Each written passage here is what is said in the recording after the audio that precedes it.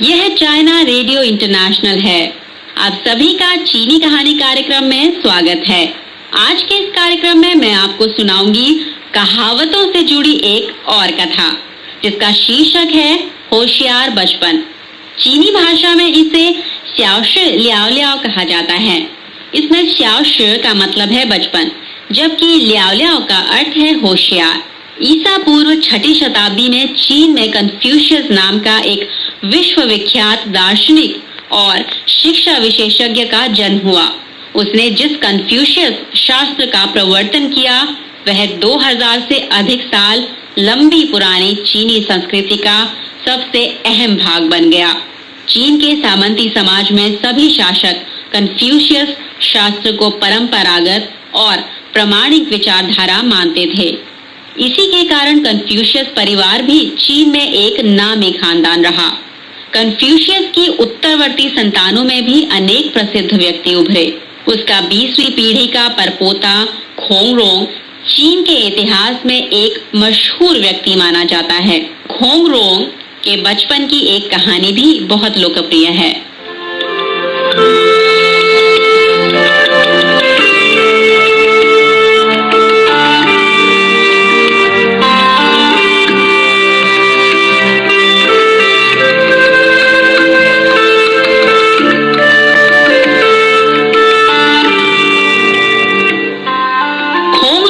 जन्म ईसा 2री शताब्दी में हुआ था। पारिवारिक शिक्षा से प्रभावित होकर वह बचपन से ही बहुत होशियार निकला। खासकर वह बहुत तेज और हाजिर जवाब था। छोटी उम्र में ही उसका नाम काफी मशहूर हो गया।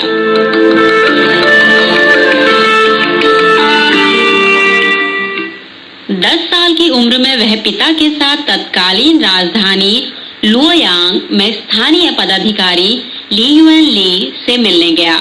ली युएन ली एक मशहूर विद्वान था, पर बहुत घमंडी भी था। रोज बड़ी संख्या में लोग उससे मिलने आते थे, लेकिन जो आगंतुक नामी नहीं होता था, उसके आने की सूचना ली युएन ली को नहीं पहुंचाई जाती थी। 10 वर्षीय खोंगरोंग इस मशहूर विद्वान से मिलने का बहुत इच्छुक था।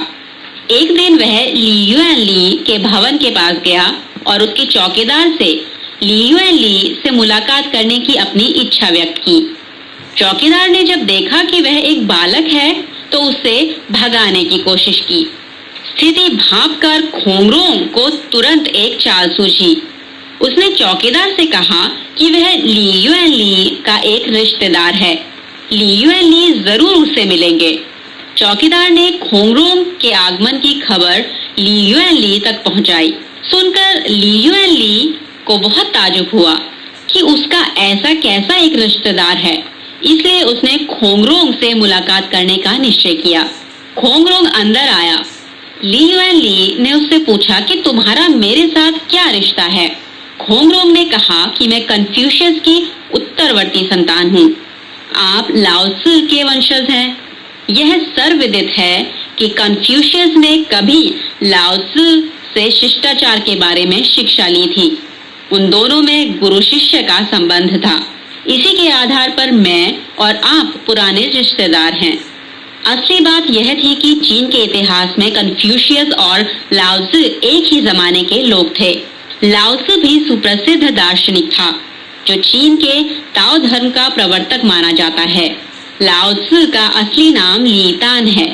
कहा जाता था कि जब कन्फ्यूशियस को कोई सवाल समझ नहीं आता, तो वह विनम्रता से ली तान से पूछता था। ली तान और ली युएन ली दोनों के कुल नाम ली था, इसलिए खोंगरोंग कहता था कि ली युएन ली तान का वंशज है। ली युएन ली के भवन में बहुत सम्मानीय मेहमान मौजूद थे। उन सभी को 10 साल के खोंगरोंग की हाजिर जवाबी और ज्ञान पर आश्चर्य हुआ। इस समय छन वेई नाम का एक विद्वान भी ली युएन ली से मिलने आया।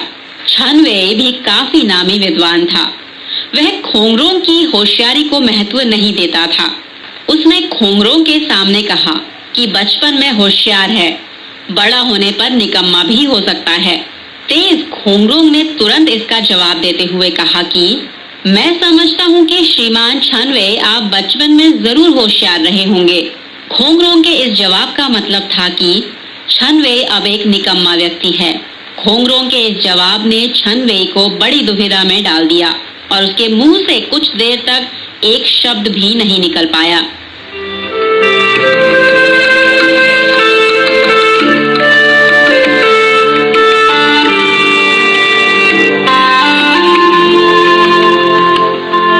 खोंगरोंग के बारे में नाशपाती का बंटवारा नामक कहानी भी बहुत लोकप्रिय है।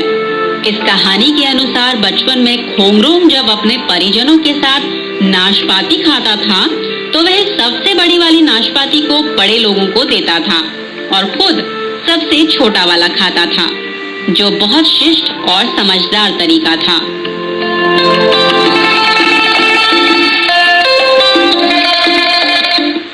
बड़ा होने के बाद खोंगरोंग एक मशहूर विद्वान बना और एक स्थानीय प्रशासक के पद पर भी नियुक्त किया गया।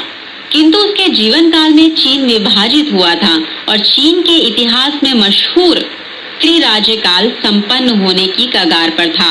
एक परंपरागत विद्वान के नाते खोंगरोंग ने अपने लेखन और कथन में तत्कालीन राजनीति पर घोर निराशा और असंतोष व्यक्त किया, जिससे वह तत्कालीन शासक से घृणा का पात्र बन गया और अंत में उसकी चीन के तत्कालीन सेनापति थाओ थाओ द्वारा हत्या कर दी गई।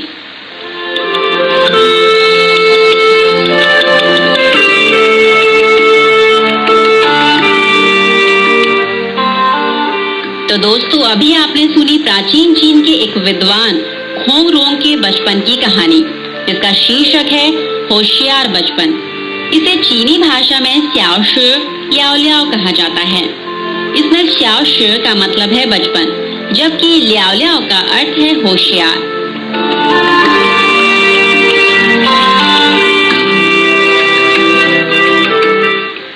तो आइए अब सुनते हैं हमारी आज की दूसरी कहानी, जिसका शीर्षक है भोग विलास से हतोत्साह। इसे चीनी भाषा में वान ऊ संग चुर कहा जाता है। इसमें वान का अर्थ है खेलना, ऊ का अर्थ है वस्तु या सामग्री, जबकि संग का अर्थ है खोना और चुर का अर्थ है महत्वाकांक्षा। इस वाक्य का अर्थ है कि किसी वस्तु या स्थिति के प्रति अधिक लत होने से बुरा प्रभाव पड़ता है।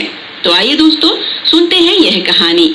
आज से लगभग 3000 साल पहले चीन के एक मशहूर राजा चीफा ने उस समय के शांग राजवंश को खत्म कर चौ राजवंश की स्थापना की। यही राजा चीन के इतिहास में वुवांग के नाम से प्रसिद्ध है। चीन में एक विशाल राज्य स्थापित करने के बाद वुवांग ने राज्य के निर्माण में योगदान देने वाले मंत्रियों और सेनापतियों के बीच जमीन का बंटवारा किया और पड़ोसी राज्यों को बड़ी संख्या में दूत भेजकर अपने असाधारण कारनामों का प्रचार प्रसार करवाया, ताकि वे छोटे बड़े सभी राज्य अपना प्रभुत्व स्वीकार करें। वुवांग की शक्ति के सामने दूर के राजा भी प्रभावित हुए बिना नहीं रह सके। उन्होंने अपने दूतों के साथ वुवांग को ढेर सारे कीमती उपहार भेंट किए। उपहारों में एक विशेष नस्ल का पठारी कुत्ता भी शामिल था, जो बड़ा भीमकाय था। उसकी दुम लंबी थी और बाल सुनहरे थे। शिकारी कुत्ते के रूप में यह पठारी कुत्ता बहुत बहादुर और ताकतवर था। राजा वुवांग को यह कुत्ता बहुत पसंद आया और उसने कुत्ते को अपने पास रख लिया। कुत्ता बहुत समझदार था। जब कभी वुवांग को आते देखता तो वह उसके सामने घुटनों के बल बैठ जाता, मानो वह राजा को प्रणाम कर रहा हो। इस पर राजा की खुशी का ठिकाना नहीं रहा और वह कुत्ते को लाड़ प्यार करने लगा और सेवकों को आदेश दिया कि कुत्ते को बेहतरीन खाना खिलाया जाए। राजा वुवांग की फिजूल खर्ची पर उसके मंत्री कोंगशी को बड़ी चिंता हुई। उसने कुत्ते को लेकर एक लेख लिखा और राजा वुवांग को समझाया कि दूसरों को अपमानित करने से वह अपना उच्च चरित्र खो बैठेगा। अपनी प्यारी चीजों में ही लगे रहने से वह अपना मनोबल खो देगा। एक विशाल राज्य की स्थापना बहुत मुश्किल से हुई है, उसे भोग विलास के कारण बर्बाद नहीं होने देना चाहिए। वुवांग एक विवेकशील राजा था। अपने मंत्री का यह लेख पढ़कर उसने अपनी सभी पसंदीदा चीजों को अपने अधीनस्थ लोगों में बांट दिया और उसका राज्य भी दिन ब दिन शक्तिशाली होता गया।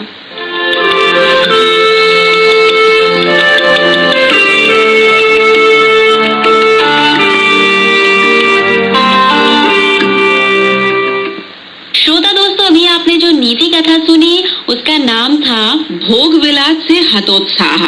इसे चीनी भाषा में वान ऊ संग चुर कहा जाता है।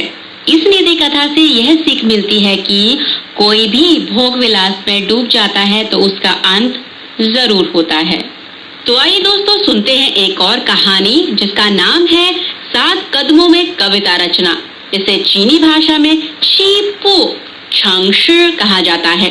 इसमें ची संख्यावाचक शब्द 7 है और पू का अर्थ है कदम, जबकि छंग का अर्थ आमतौर पर बनना है, लेकिन इसका यहाँ मतलब है रचना, और श का अर्थ है कविता। यह कहानी प्राचीन त्रिराज्य काल में वेई राज्य के राजा cao cao के पुत्र कवि cao zhi के बारे में है। तो आइए दोस्तों, सुनते हैं यह कहानी।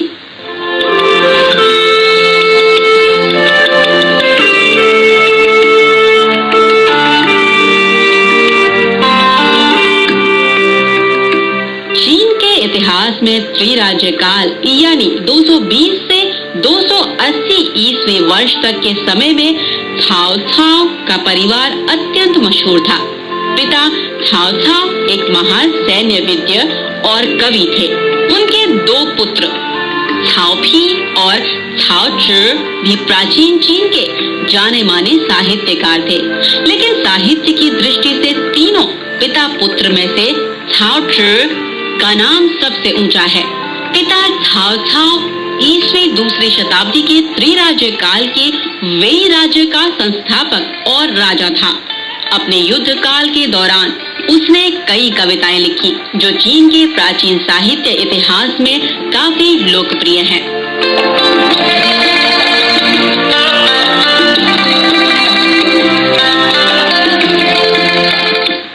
cao cao के बड़े पुत्र cao pi अपने पिता की जगह लेकर वेई राज्य के सम्राट की गद्दी पर बैठा। वह एक साहित्य समीक्षाकार था। उसकी रचना साहित्य की समीक्षा चीन के साहित्य इतिहास में समीक्षा की एक महान कृति है। cao zhi cao cao का दूसरा पुत्र था। वह एक असाधारण प्रतिभाशाली व्यक्ति था और कला साहित्य के क्षेत्र में वह अपने पिता और बड़े भाई से आगे निकल गया था और तत्कालीन दौर में सबसे श्रेष्ठ कवि माना जाता था। सम्राट की गद्दी पर बैठने के बाद cao pi अपने भाई cao zhi की प्रतिभा से बड़ी ईर्ष्या करता था। वह कई बार cao zhi को खत्म करना चाहता था। एक बार किसी मामूली बात को लेकर cao pi ने cao zhi को दंड देना चाहा। उसने cao zhi से कहा कि वह 7 कदमों के समय के अंदर एक पूरी छंद वाली कविता लिखे। यदि नहीं लिख पाया तो उसे कड़े से कड़ा दंड दिया जाएगा। cao zhi को मालूम था कि उसका भाई जानबूझकर उसे आफत में डालना चाहता था, लेकिन वह सम्राट था, इसलिए cao zhi को उसकी आज्ञा माननी पड़ी, यह सोचकर कि उसका सगा भाई उसके साथ अत्याचार कर रहा है। cao zhi को बड़ा दुख हुआ। अभी 7 कदम पूरे भी नहीं हुए थे कि डर के मारे cao zhi ने एक कविता बनाकर सुना दी। दाल पकाने के लिए दाल का डंठल जलाया, हंडिया में रोई दाल बोली, दाल डंठल एक ही जड़ की उपज है, काहे दाल को पकाए डंठल से बेरहम। इतनी गंभीर कविता सुनकर सम्राट cao pi को बड़ी शर्म आई। तब से उसने अपने भाई को खत्म करने की अपनी सोच छोड़ दी। कविता के क्षेत्र में cao zhi की उपलब्धियां अनुपम थी। उसके जीवन काल में चीन की भूमि पर युद्ध हुआ करते थे। जनजीवन बेहद दूभर था। कुलीन परिवार में रहने पर भी cao zhi ने अपनी कविताओं से बेघर आम प्रजा की चिंता और सहानुभूति प्रकट की और देशोद्धार की भावना से प्रेरित कई श्रेष्ठ कविताएं लिखी। उसकी कहानी की यह उक्ति चीन में सदियों से लोकप्रिय रही है। देश को मुसीबतों से उबारने के लिए बलिदान से न कतरा, मौत को यूं समझता हूँ कि जन्म में पुनः लौटता। कवि cao zhi को राजनीतिक क्षेत्र में भी अपनी प्रतिभा उजागर करने की इच्छा थी। इसके लिए उसने सम्राट भाई की ईर्ष्या और अत्याचार मोल लिया। इसलिए थाओ ज़ू का जीवन बेहद मुश्किल हो गया। अपने इस प्रकार के दुख और अवसाद को प्रकट करने के लिए थाओ ज़ू ने कविता का सहारा लिया। अपनी कविताओं में उसने अपने आदर्श को सुंदर स्त्री का रूप सौंपा और बड़ी संख्या की कलाकृतियों में सुंदर नारियों का वर्णन किया। उसकी मशहूर रचनाएं लावण नारी, दक्षिण में सुंदरी और लुओशान देवी महाकाव्य उल्लेखनीय थी, जिनकी सुंदरता नारियों में नेक चरित्र, बुद्धिमता तथा महत्वाकांक्षा की भरपूर अभिव्यक्ति होती थी। थाओ ज़ू ने ऐसी सुंदर नारी के माध्यम से अपना मनोभाव व्यक्त किया था। खासकर लुओशान देवी नाम के महाकाव्य में तत्कालीन वेई राज्य की राजधानी लुओयांग के पास लुओशुए नदी की देवता लुओशान की पौराणिक कथा के आधार पर एक सुशील और सुंदर देवी का चित्रण किया गया। उसके प्रति थाओ ज़ू ने अपना गहरा प्यार व्यक्त किया। साथ ही देवता से न मिल पाने का दुख और बेबसी जताई। इसी तरह थाओ ज़ू ने अपने आदर्श को साकार न कर पाने का अपना अवसाद जाहिर किया। लुओशान देवी महाकाव्य चीन के साहित्य इतिहास में एक असाधारण स्थान रखता है, जो सदियों से सराहना के काबिल है। महाकवि थाओ ज़ू केवल 41 साल जिंदा रहे, लेकिन उनकी साहित्यिक सफलता का उत्तरवर्ती चीनी साहित्य पर गहरा प्रभाव पड़ा। 7 कदमों के अंतराल में लिखी यह कविता कहावत के रूप में आज तक प्रयोग में लाई जाती है।